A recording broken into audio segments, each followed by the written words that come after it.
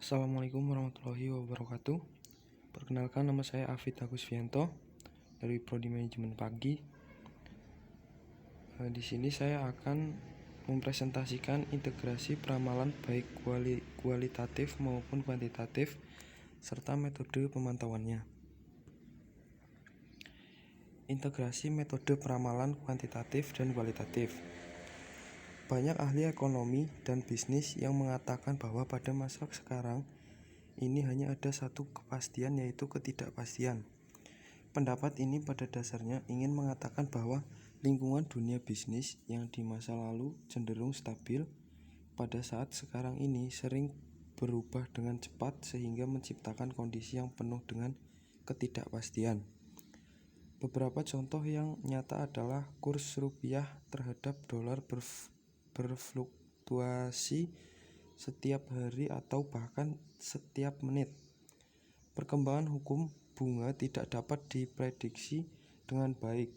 Kondisi politik dapat berubah setiap saat. Singkat kata, ketidakpastian merupakan suatu kondisi yang umum dihadapi oleh dunia bisnis.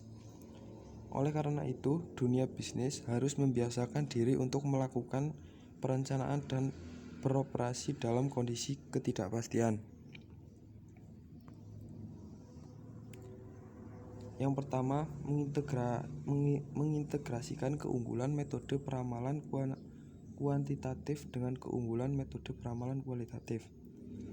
Keunggulan utama metode kuantitatif apabila dibandingkan dengan peramalan kualitatif terletak pada objektivitas hasil ramalannya.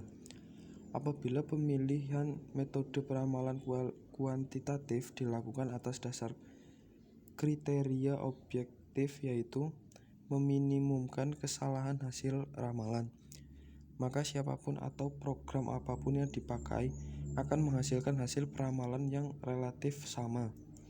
Hal ini berbeda dengan hasil peramalan kualitatif dengan metode kuantitatif, karena sangat didasarkan penilaian subjektif manusia. Metode peramalan kualitatif akan memberikan hasil yang berbeda apabila dilakukan oleh orang yang berbeda. Hal ini dapat mengerti karena setiap orang mempunyai karakteristik dan latar belakang yang beda. Keunggulan kedua dari metode peramalan kuantitatif akan muncul pada saat ramalan dibutuhkan dalam jumlah yang besar dan frekuensi yang sangat sering. Sebagai contoh, sebuah perusahaan menghasilkan 20.000 jenis produk, dan untuk ke-20.000 jenis produk ini sangat dilakukan peramalan jumlah produksinya setiap bulan. Apabila pada kondisi ini digunakan metode peramalan kualitatif, selain akan menyita waktu yang sangat banyak, orang yang diminta melakukan peramalan akan menjadi jenuh dan sering kali menghasilkan peramalan yang buruk. Sebaiknya dengan metode kuantitatif, peramalan dapat diotomatisasi dengan menggunakan bantuan komputer. Selain mempunyai keunggulan di atas metode peramalan kuantitatif, tentu saja juga mempunyai kelemahan.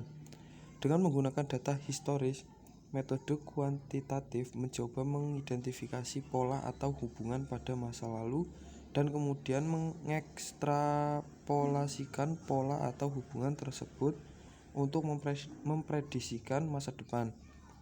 Secara teknik dapat disimpulkan bahwa metode peramalan kuantitatif mengasumsikan adanya pola atau hubungan yang konstan atau kondisi masa yang akan datang diasumsikan sama dengan masa lalu. Oleh karena itu, metode peramalan kuantitatif tidak dapat memprediksi perubahan pola atau hubungan yang ada. Apabila kelemahan ini dikaitkan dengan kondisi lingkungan dunia bisnis yang berubah dengan cepat, tentu saja metode peramalan kuantitatif perlu dimodifikasi sebelum dipakai dalam melakukan peramalan dalam kondisi ketidakpastian. Oleh karena itu, metode peramalan kuantitatif tidak dapat mengakomodasi perubahan pola atau hubungan yang ada. metode peramalan kualitatif merupakan satu-satunya jawaban. Melihat kelemahan dan keunggulan masing-masing metode, langkah yang seharusnya ditempuh oleh pengguna ramalan adalah dengan memanfaatkan keunggulan masing-masing kelompok metode untuk menghasilkan ramalan yang paling optimal bagi perusahaan. Hal ini dapat dilakukan antara lain dengan cara sebagai berikut. Yang pertama, peramalan dapat dimulai dengan ramalan kuantitatif yang mengasumsikan tidak adanya perubahan. Yang kedua, langkah berikutnya adalah memodifikasi hasil ramalan dengan menggunakan penilaian atau judgment agar dapat mengakomodasi perubahan yang terjadi. Perlu dicatat bahwa memang manusia mampu mengidentifikasi perubahan. Akan tetapi, ada juga kemungkinan bahwa manusia lambat atau sulit mengidentifikasi dan menerima perubahan. Oleh karena itu, perlu dikembangkan metode yang mampu mengidentifikasi adanya perubahan secara objektif. Yang kedua, metode pemantauan terhadap relevansi metode peramalan kuantitatif. Pemantauan terhadap relevansi metode peramalan kuantitatif pada dasarnya menggunakan filosofi metode pengendalian mutu.